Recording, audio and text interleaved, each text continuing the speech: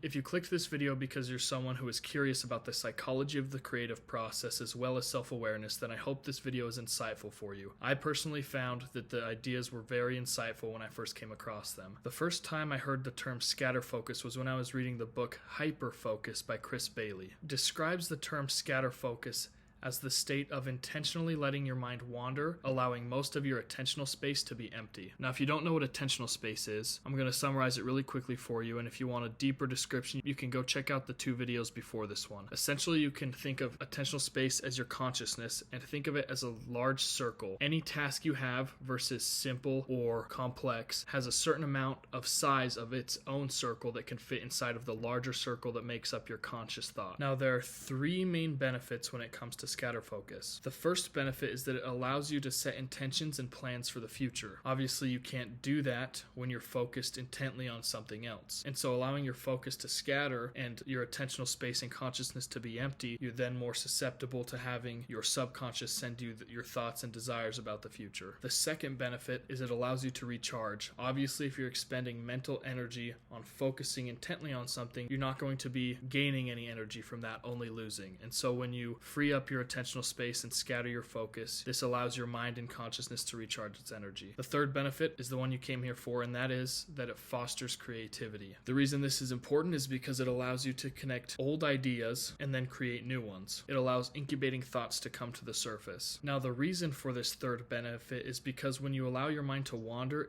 it usually visits 3 places. It visits the past, the present, and the future. Now, this allows you to take past experiences and lessons and connect them with what you're doing in the present or what you want to achieve in the future. Letting your mind wander also has a few more benefits. It allows you to become more self-aware, incubate and ponder ideas more deeply, remember and process more ideas and experiences in a more effective manner, and it can also allow you to show greater empathy by taking your focus off of you and putting it on another person. Something that's important to note is the difference between scatter focus and boredom. Scatter focus is always intentional and boredom is not intentional. The way that scatter focus is intentional is you intentionally lower the stimulation in your environment and in your mind to allow all of these benefits to come. And boredom is forced. Boredom forces you down from one level of stimulation to another level of stimulation, and the sudden change is what makes it feel so uncomfortable. Now, inside of scatter focus, there are 3 modes. The first mode is capture mode. In capture mode, you essentially just let your mind roam and capture any ideas that it comes up with. The second mode is problem solving mode. In this mode, you clear your attentional space and then you think of one problem you have. Now, any thoughts that come to your mind, you write them down and use those thoughts to solve the problem. Now, the third and last mode is habitual mode. In the book, Chris Bailey talks about this one being the most powerful. The reason for this